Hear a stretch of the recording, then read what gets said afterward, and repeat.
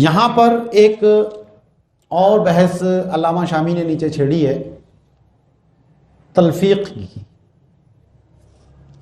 تلفیق کا مطلب یہ ہے کہ دو مختلف مذاہب سے الگ الگ قول لے کر ایک تیسرا مذہب بنا لینا۔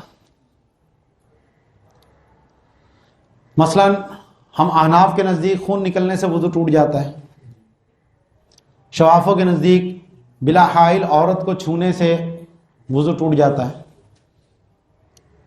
تو اب کوئی ایسا شخص ہے کہ اس نے عورت کو بھی چھوا اور اس کا خون بھی نکلا، تو وہ یہ کہے جی کیونکہ فقہ شافعی میں خون نکلنے سے وضو نہیں ٹوٹتا اس لیے میرا وضو ہے، اور فقہ حنفی میں عورت کو چھونے سے وضو نہیں ٹوٹتا اس لیے بھی میرا وضو ہے۔ لیکن دونوں مذاہب کے نزدیک وہ شخص بے وضو ہے۔ احناف کے نزدیک اس لیے بے وضو ہے اس کا خون نکل کر بہا ہے، شوافوں کے نزدیک اس لیے بے وضو ہے کہ اس نے بلا حائل عورت کو چھوا ہے۔ تو دونوں مذہبوں میں اس کا وضو موجود نہیں ہے اس وقت، لیکن اس نے دونوں کا ایک ایک حصہ لے کر ایک تیسرا مذہب بنا لیا کہ جس میں نہ عورت کے چھونے سے وضو ٹوٹ رہا ہے اور نہ خون نکلنے سے وضو ٹوٹ رہا ہے۔ تو یہ جو اس طرح کی تلفیق ہے یہ بالاجماع باطل ہے۔ بعض مواضع ضرورت کا استثناء کیا جاتا ہے اور اس کے اندر بھی شرائط ہوتی ہیں کہ واضح نص کی مخالفت نہ ہو، اجماع کی مخالفت نہ ہو، اور واقعی کوئی ضرورت اور حاجت درپیش ہو، تو اس صورت میں اس کے جواز کی بات ہوتی ہے، جیسا کہ خنزیر کے کھانے کی بات ہوتی ہے۔ جان جانے کا خوف ہو تو خنزیر کھانا بھی جائز ہے، تو اس طرح کا جواز ہے۔ اچھا، یہ جو تلفیق تھی یہ بین المذاہب تھی کہ فقہ حنفی فقہ شافعی کو جوڑ کر قول بنایا۔ اگر ایک ہی مذہب کے اندر ہو، تلفیق فی المذہب ہو، جیسے یہاں پر کہ امام ابو یوسف کے نزدیک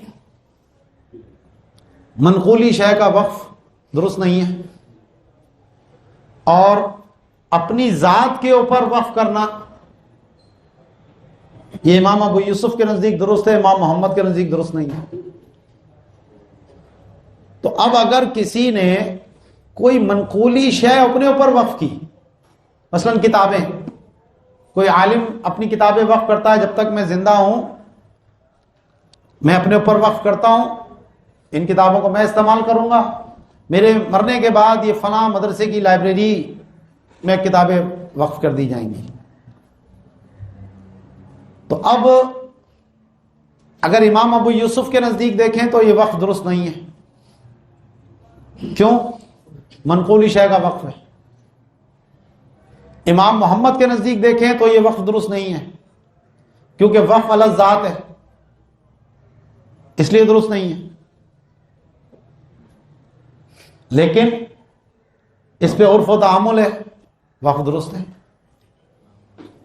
اب اگر دیکھا جائے تو یہ تلفیق ہے، اور تلفیق تو باطل ہے، تو یہاں یہ تلفیق کیسے درست ہو رہی ہے؟ تو حقیقت میں دیکھا جائے تو یہ تلفیق ہے ہی نہیں، کیونکہ جب یہ سارے قول امام اعظم ہی کے ہیں تو تلفیق کہاں رہی؟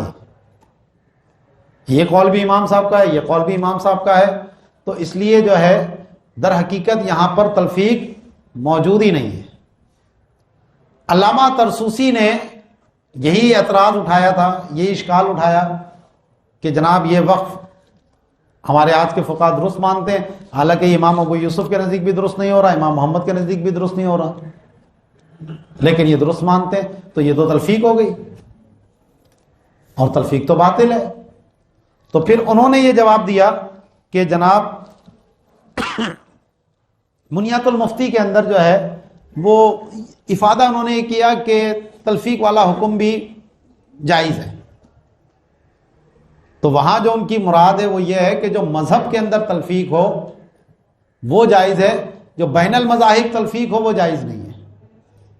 اور کیونکہ حقیقت میں دیکھا جائے تو تلفیق ہے ہی نہیں. تو علامہ شامی نے پہلے یہی جواب دیا کہ یہ سارے جو اقوال ہیں وہ امام صاحب کے اقوال ہیں، اور پیچھے پھر کہا کہ علامہ طرسوسی نے جو اعتراض اٹھایا تھا ہماری اس گفتگو سے اس کا بھی جواب ہو گیا. وہ جواب کیا ہوا کہ یہ مختلف قول ہے ہی نہیں. جب ایک ہی قول ہیں، ایک ہی شخص کے قول ہیں، تو تلفیق کہاں سے آئی؟ اس لیے ایسی منقولی شے کا وقف جو پہلے اپنی ذات پر ہو یہ جائز ہے.